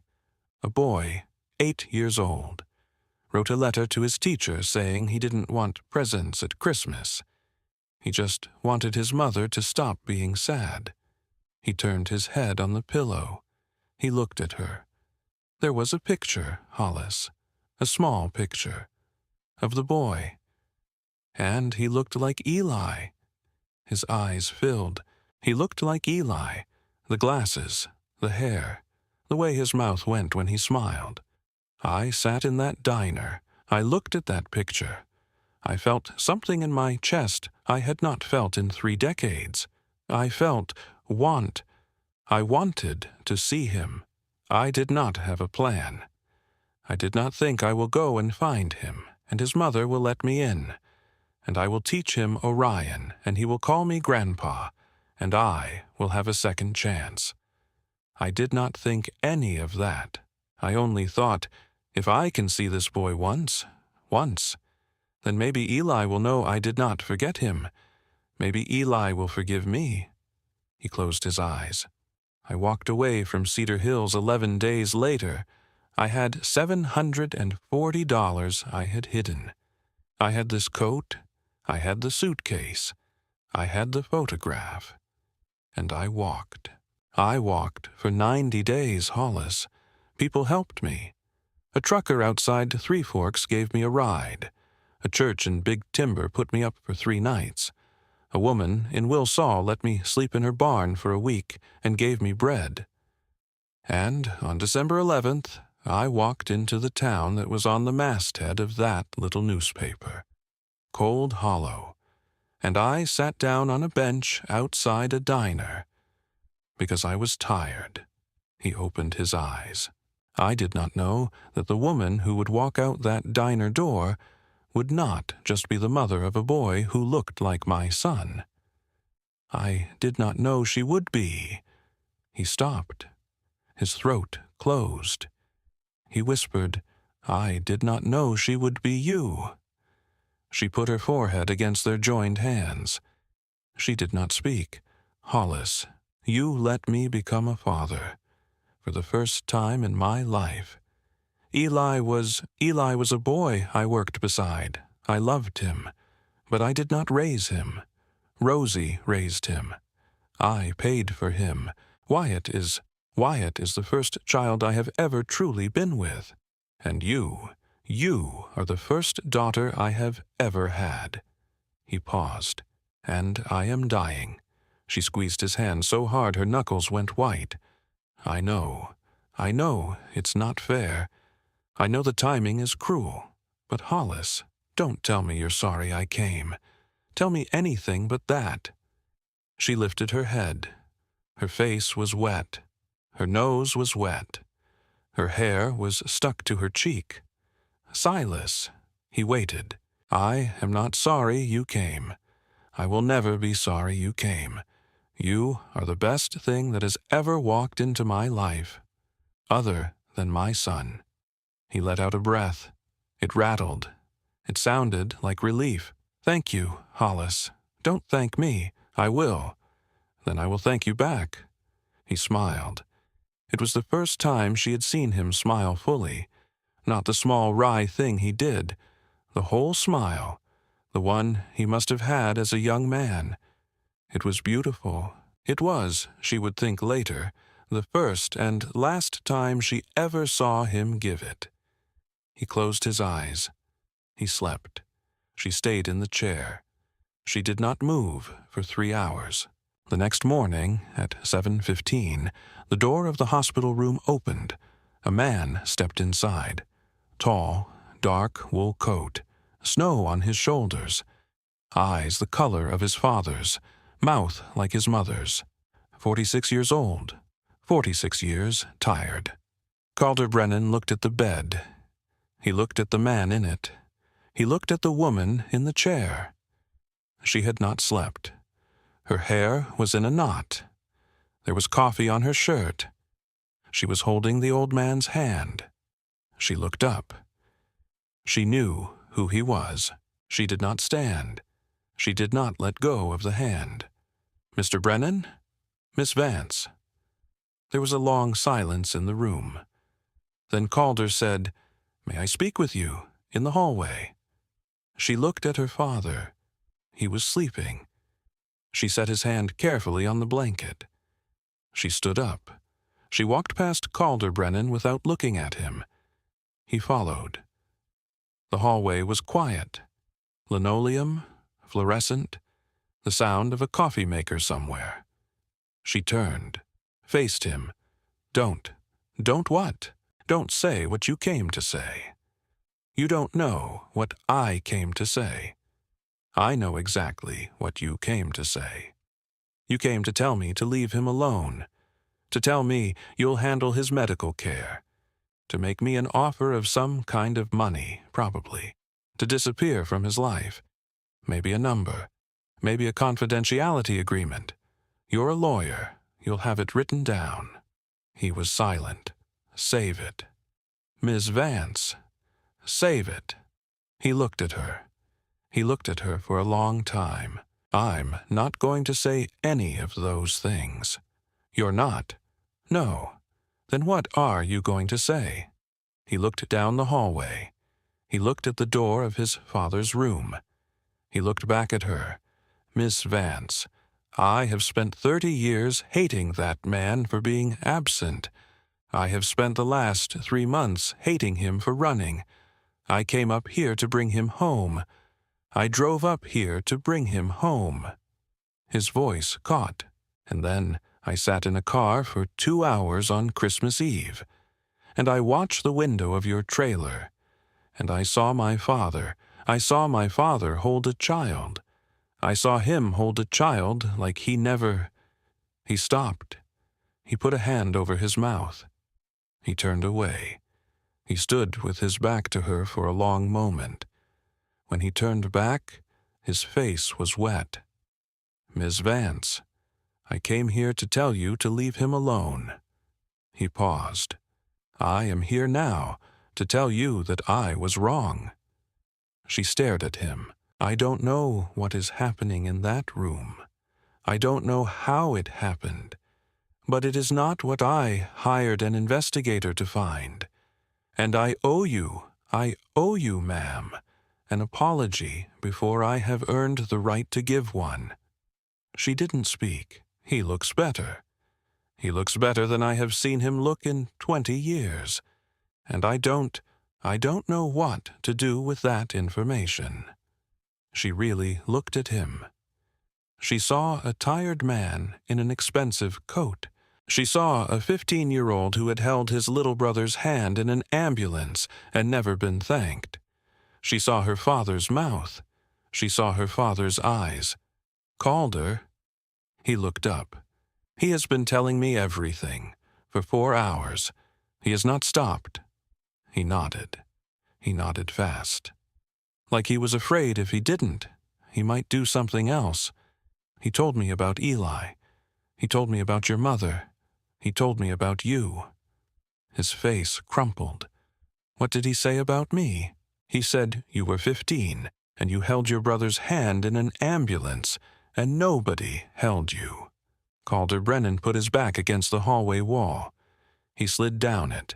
He sat on the linoleum floor. He put his face in his hands. He made a sound. It was not a sob. It was something older than that. She stood there. She did not know what to do.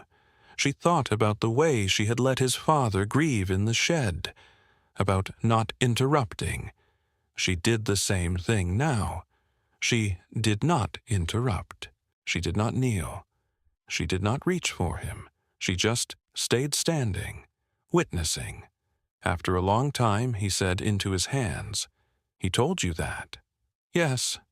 He knew that. He knew that for 30 years. He never said it to me. "No, Calder, he didn't know how." He lifted his head. His eyes were red. His tie was loose. His expensive coat was crumpled on the floor. "Miss Vance." "Hollis. Hollis. May I see my father?" "Yes." He stood up. He smoothed his coat. He wiped his face on his sleeve. He walked toward the room. She followed. At the door, he paused. "Hollis." "Yes. He calls you his daughter. He just started. Is that all right with you?" She thought about it. She thought about her own mother, the gas station, the 4 hours. She thought about an old man on a bench with shaking hands. She thought about a wooden horse with a W on its belly. "Yes, Calder. It's all right with me." He nodded. He opened the door. He went inside. Silas was awake. He looked toward the door. He saw Calder. He did not speak. Calder walked to the bed.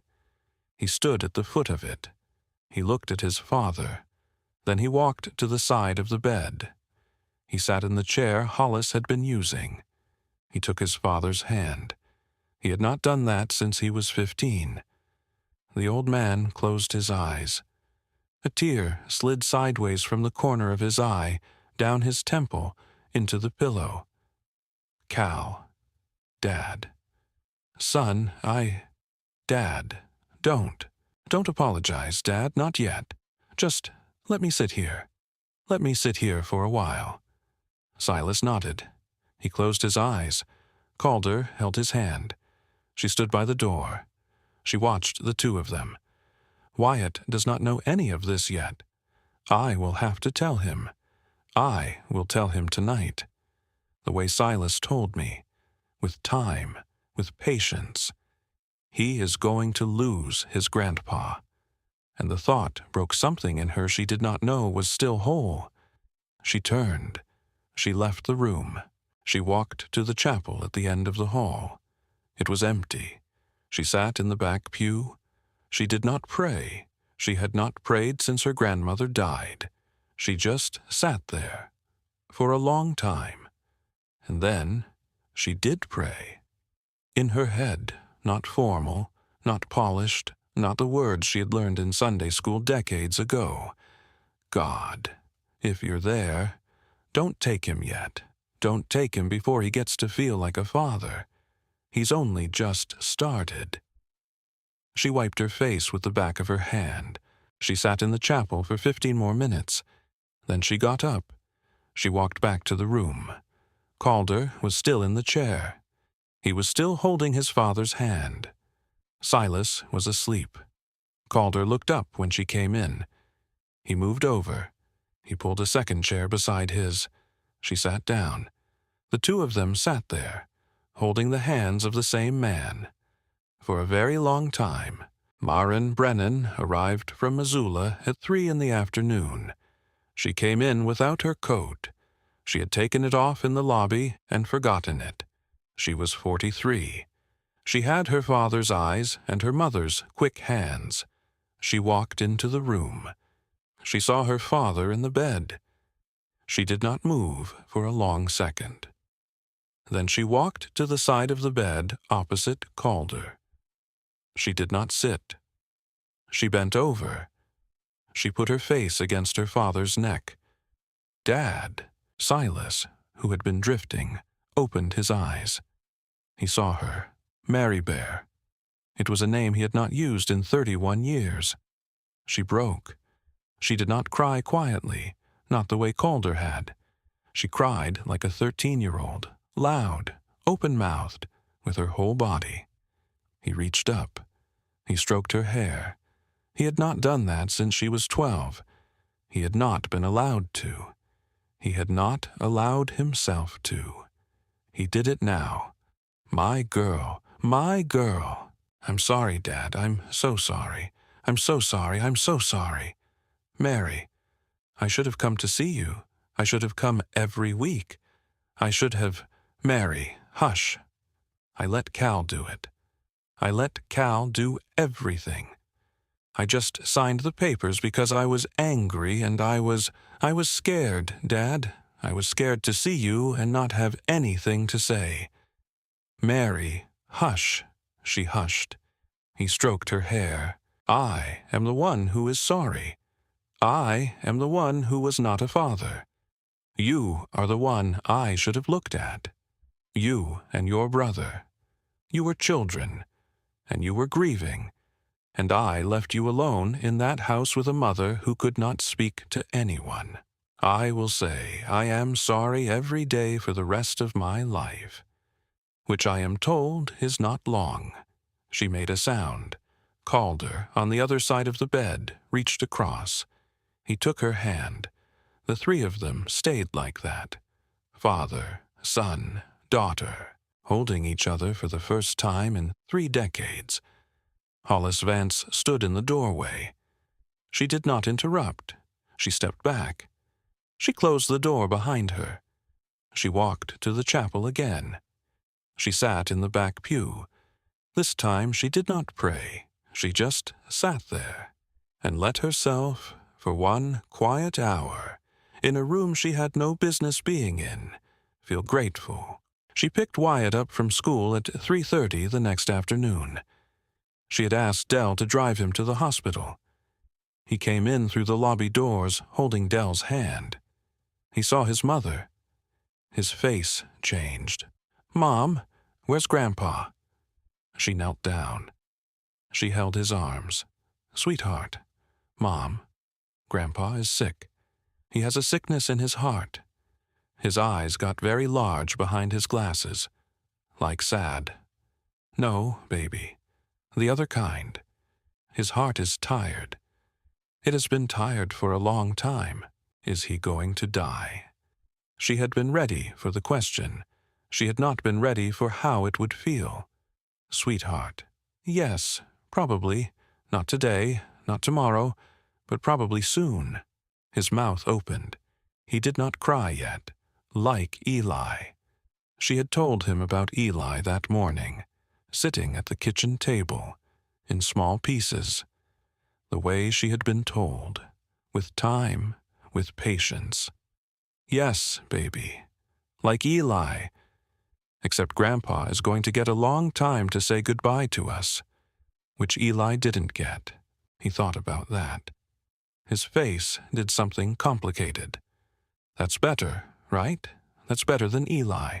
Yes, sweetheart, that part is better. He nodded. Can I see him? Yes, there are people in there. Grandpa's other son, Grandpa's daughter. They came to see him. I have an uncle.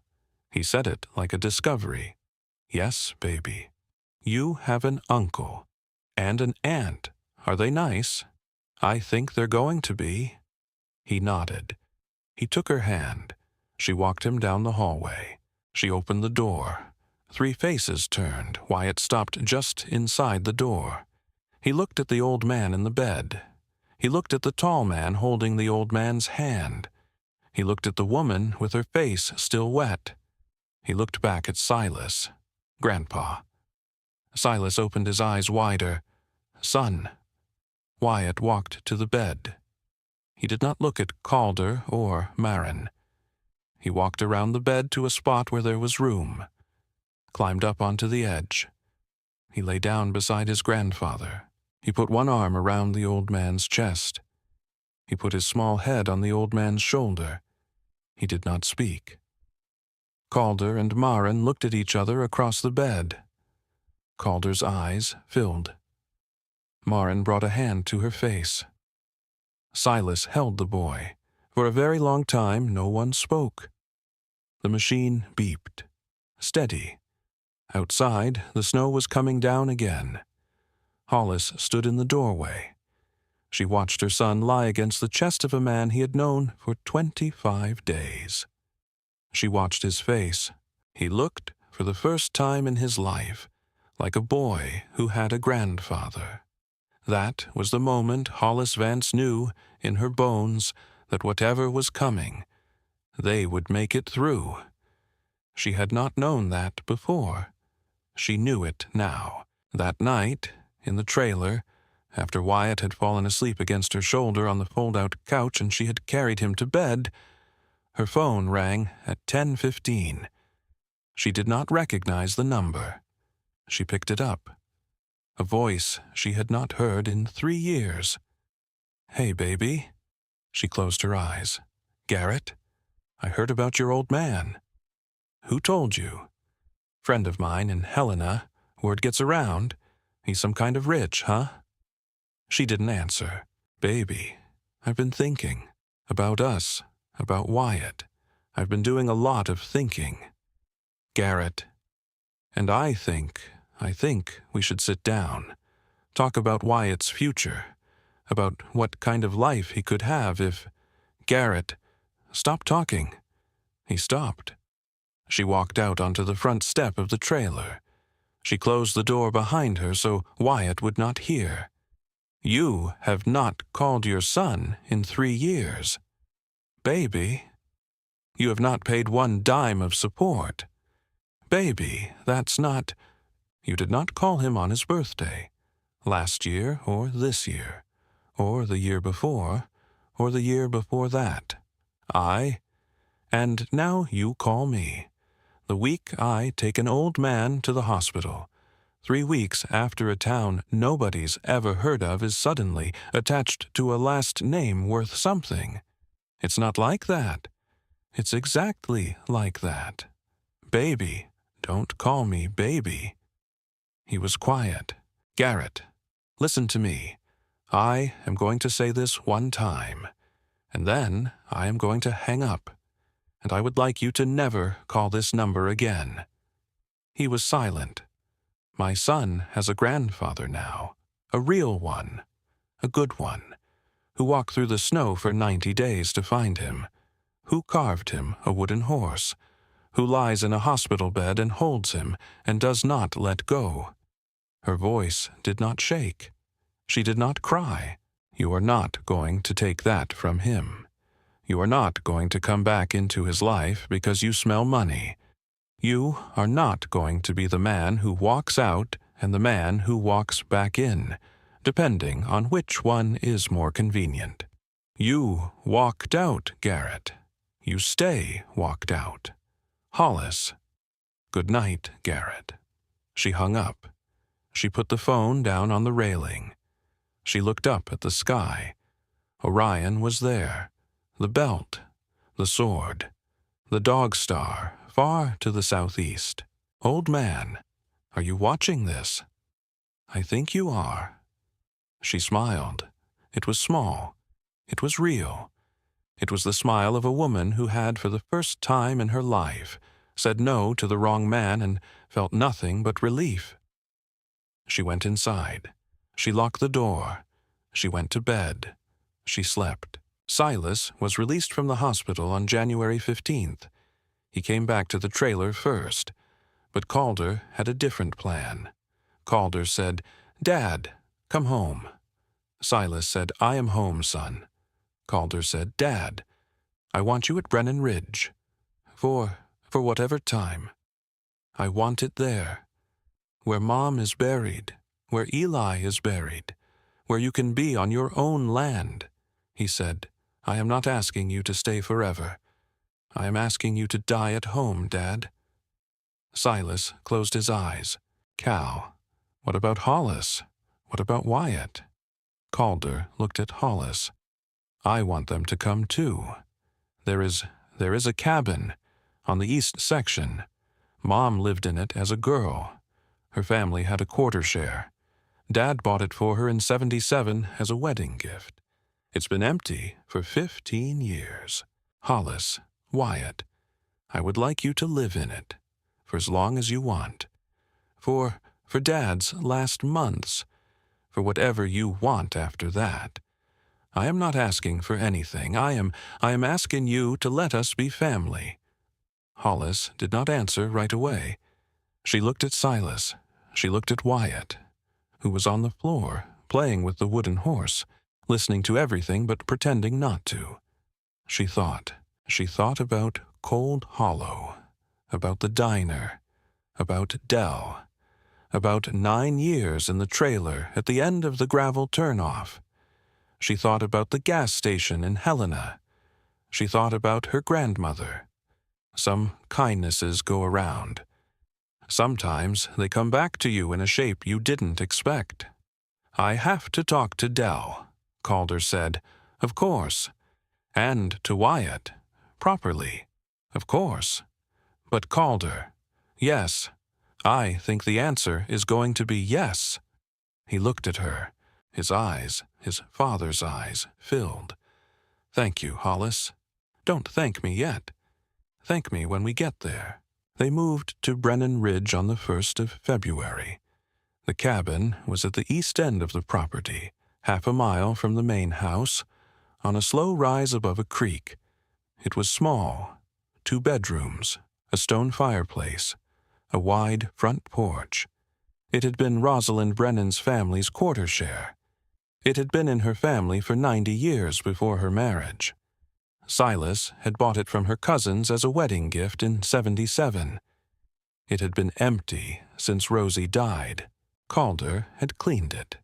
He had hired someone to put new wood in the floor, to clear the chimney, to install a new heater.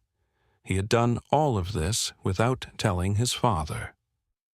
When Silas walked in for the first time on the day they arrived, he stopped in the doorway.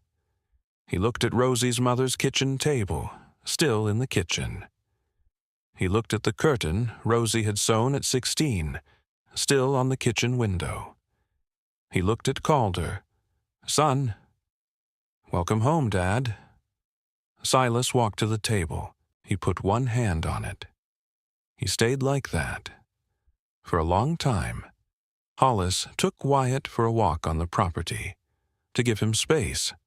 When they came back, Silas was sitting on the front porch, in a wooden rocking chair Calder had pulled out of the barn that morning. He looked at Wyatt. "Son, come here a minute." Wyatt climbed the porch steps. Silas pointed across the meadow. "You see that stand of cottonwoods, down by the bend in the creek?" "Yeah, that's where Eli is buried." Wyatt was quiet.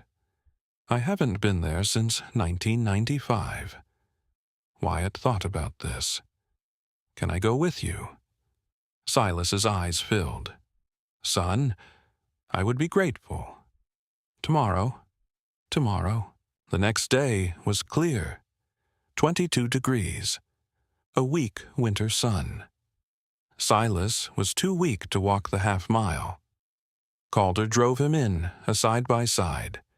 Wyatt rode in the back, holding a small bunch of yellow paper flowers he had made the night before with his mother.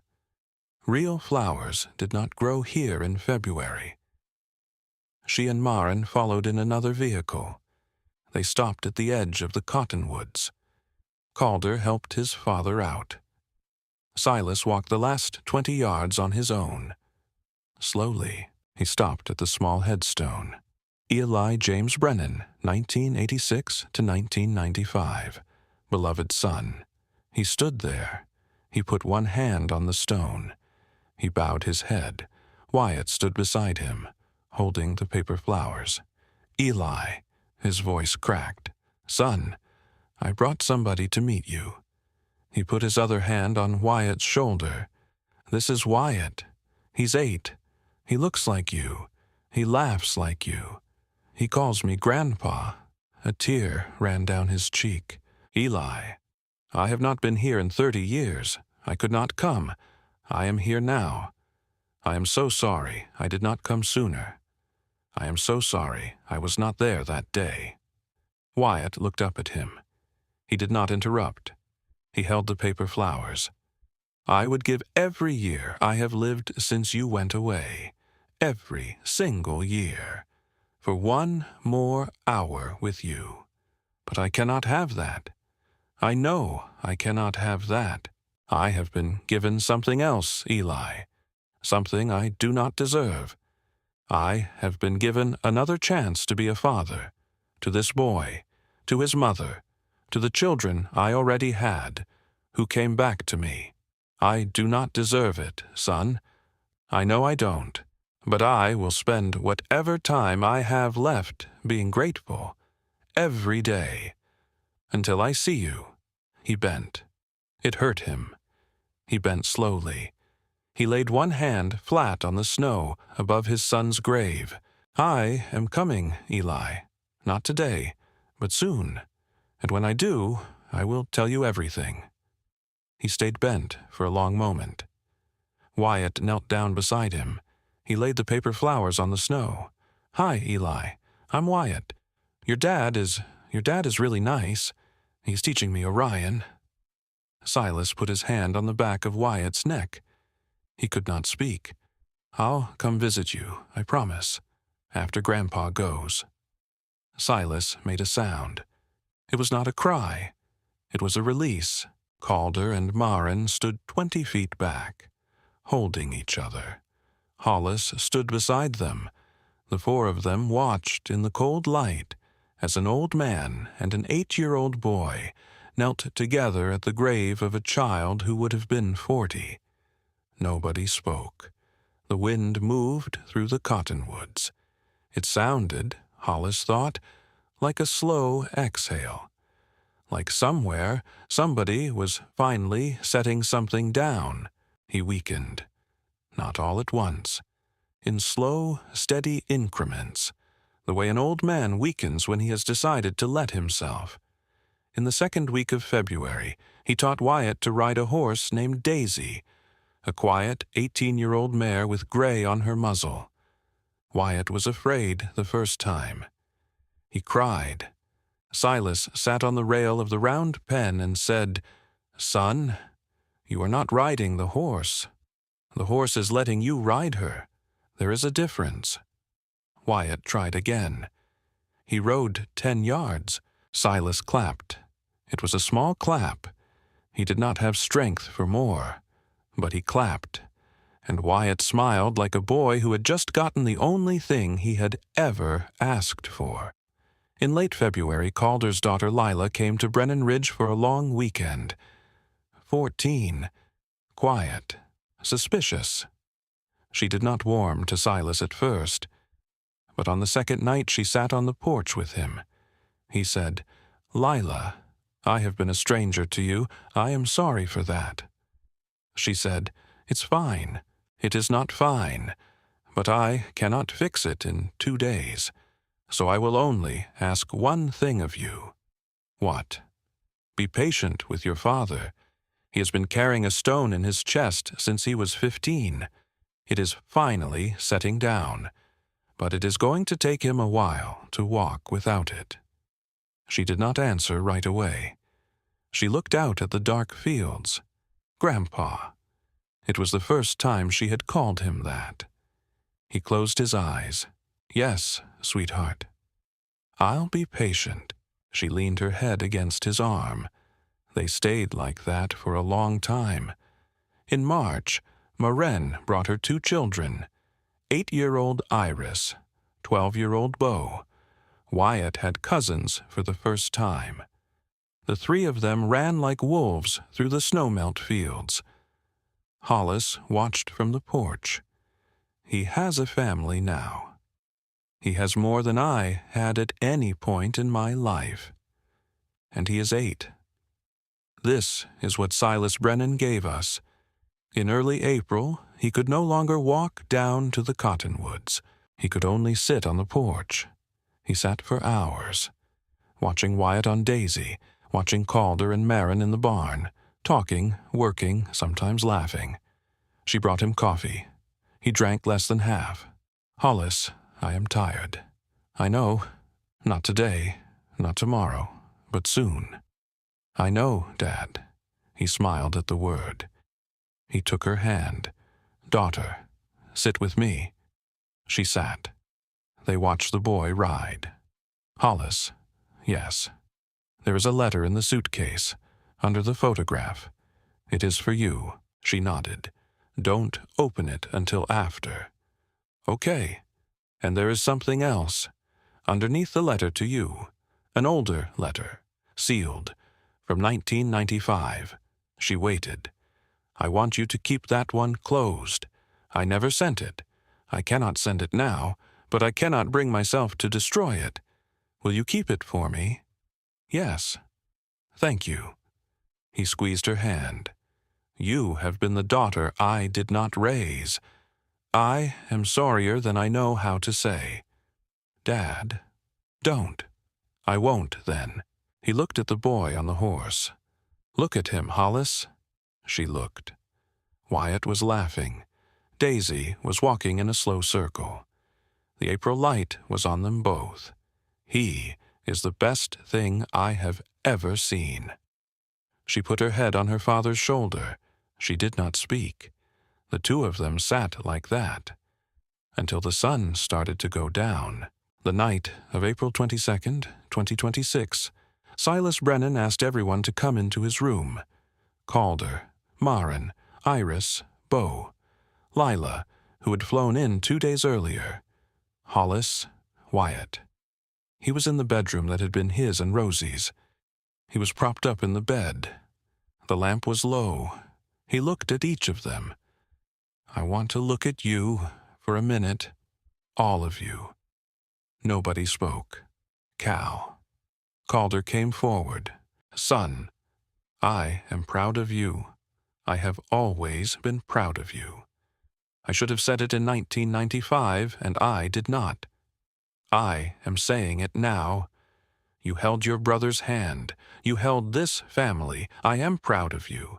Calder put his face against his father's shoulder. He could not speak. Silas held him. Mary Bear.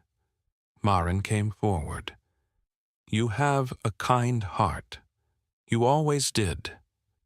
Don't lose it on me. I have been lucky to have you for my daughter. Maren kissed his forehead. She could not speak. Lila, Iris, Beau. You have not known me long. I am sorry for that. Be good. Be kind. Be patient with each other. Love your parents. They are doing their best. The 3 children, in the strange, dignified way children sometimes have when they understand that something serious is happening, nodded. Beau said, Yes, Grandpa. Iris said, Yes, Grandpa. Lila said, I love you, Grandpa. Silas closed his eyes. I love you, all of you. He opened his eyes. Hollis. She came to the bed. She took his hand. Daughter? Yes, Dad. Thank you for the coffee. She laughed, and she cried at the same time. You're welcome, Dad. Wyatt. Wyatt climbed onto the bed. He fit himself against his grandfather's side. He put his small head on the old man's shoulder. I'm here, Grandpa. Silas put a hand on the boy's hair. Wyatt, listen to me. Yes. I'm going on a trip soon, to where Eli is. Not yet, but soon. I know. When you miss me, you go outside at night. You find Orion, the 3 stars in the belt. You remember. I'll remember. And when you are very, very old like me, with grandchildren of your own, you come find me. I'll be waiting, I promise. Wyatt squeezed his eyes shut. I promise too, Grandpa. Silas closed his eyes. Very softly. All right, then. He fell asleep. His hand stayed in Calder's hand. His other arm stayed around the boy. The lamp burned low. Calder stayed in the chair. Maren sat on the floor at the foot of the bed. The children fell asleep where they were. Hollis sat in the corner, watching. The night moved. Sometime between 3 and 4 in the morning, the breathing changed. Calder felt it before he heard it. He looked up. He looked at Hollis. She looked at him. Calder said, Dad. His father did not answer. Calder said, Dad. Maren got up. Hollis got up. They came to the bed. Wyatt did not stir. Silas Brennan breathed in. He breathed out. He did not breathe in again. The room was very still. Calder did not let go of his hand. Nobody let go. For a long time, nobody spoke. The lamp burned low. Outside, in a black sky, Orion was setting in the west. The dog star was bright. Silas Brennan had gone to find his son. Wyatt stirred a few minutes later. He sat up. He looked at his grandfather. He looked at his mother. He looked at his uncle. Very quietly. He went. Yes, baby. Wyatt put his head back down on the old man's shoulder. I love you, Grandpa. He did not cry yet. He would, but not yet. For now, he just lay there. The boy and the old man, together, the way they had been for 133 days, the longest grandfather and grandson Silas Brennan had ever been, and the only one he had needed. They buried him beside Eli, in the cottonwood stand, beside Rosie. The day of the funeral was warm, 45 degrees, the first real warm day of the year. Most of Cold Hollow drove the 80 miles to attend. Del Marchetti, Imogen Whitlock, Buck Rayburn from the general store, who had worked the second shift at Brennan Ridge for 2 summers, in the late 80s, and had been waiting 3 decades to say goodbye to the man who had paid him in cash on Friday afternoons. Calder spoke. Maren spoke. Wyatt, 8 years old, in a small black suit Maren had bought him, stood by the grave and said, My grandpa was the best person I ever met. I am going to find Orion every night. It was the shortest eulogy. It was the one nobody forgot. The first warm week of May, Hollis Vance sat on the porch of the cabin at Brennan Ridge, a cup of coffee in her hand, a pair of brown wool gloves in her lap, Silas's gloves. She had not put them away. Wyatt was in the field beyond the porch, riding Daisy. Maren's kids visited every weekend now. Calder was driving up from Denver every other Friday. He had taken 3 months off work. Then he had told his firm he was going part-time. Then he had stopped telling them anything. He was slowly becoming a father he had not been before. She pulled an envelope from the pocket of her jacket. Her name was on the front, in his handwriting. She had not opened it. She had been waiting. She opened it now. The letter was 3 pages, written in the careful hand of a man who had once been a businessman. Hollis, by the time you read this, spring has come. Wyatt is riding. Cal is at the ranch on the weekends. Maren is calling more often than she did a year ago. The cottonwoods are leafing out down by the creek. I was a dead man for 30 years. I did not know I was dead. I knew I was tired. I knew I worked too much. I knew nobody at my dinner table looked at me any more. I thought that was my punishment, and I thought I was bearing it like a man.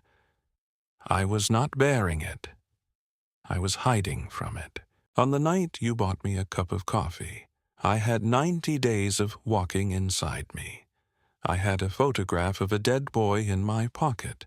I had no plan and no future and no sense of what I was doing or why, and you handed me a paper cup, and your hand was so cold, and you did not ask me where I had come from or what I wanted. You just gave me a cup of coffee and you said your name. Hollis, I do not know if you understand what you did that night. You did not save my life. My life was already over. You did something harder. You gave me one back. You let me be a father. To Wyatt, for 133 days. I was never a father to Eli. I was never a father to Cal or Maren. I was a man who made money and lived in their house. You let me be something I had failed at for 50 years. And you let me come home to my own children by bringing me to yours. I want you to know this. I want you to know it clearly, so you do not, in the months ahead, doubt yourself. You did not take from me. You did not need from me. You gave me everything I had left to give. You gave me a reason to give it. Family is not blood.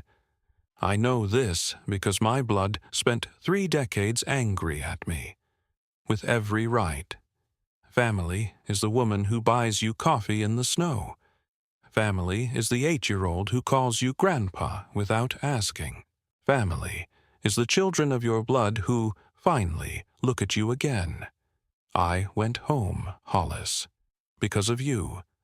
I went home to my son and to my daughter, and to my own grave beside my own boy. I am not afraid. I never thought I would not be afraid. Be kind to yourself, daughter. You have a long life ahead. Wyatt is going to grow. You are going to grow. The cabin is yours in writing with Cal and Maren as witnesses.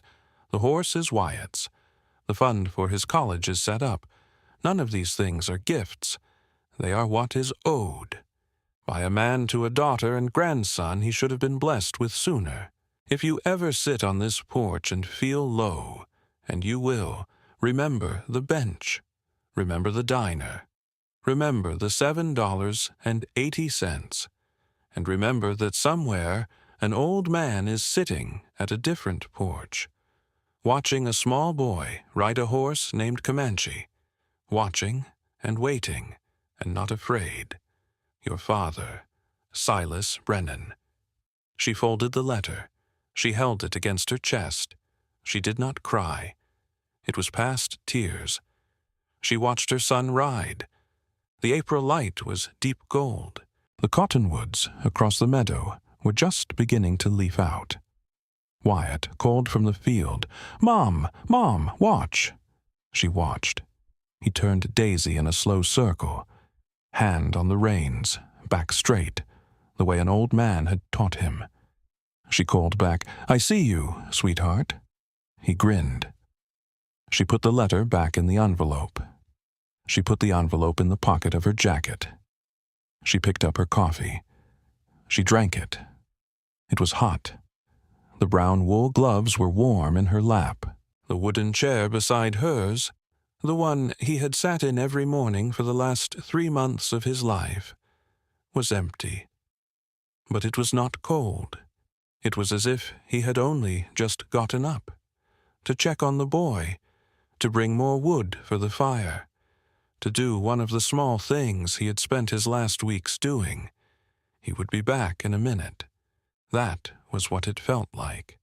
That was what it would always feel like. That, Hollis Vance understood, was what love after a death actually was. Not absence. A chair that had only just been left, and the boy in the field, still hearing the voice that had taught him. She set down the coffee. She picked up the gloves. She slipped them on. They were too big. They were perfect. She walked down off the porch, into the field, toward her son. The wind came down off the mountains. The cottonwoods across the meadow moved. Somewhere, in a place she could not see, an old man was watching, and not afraid.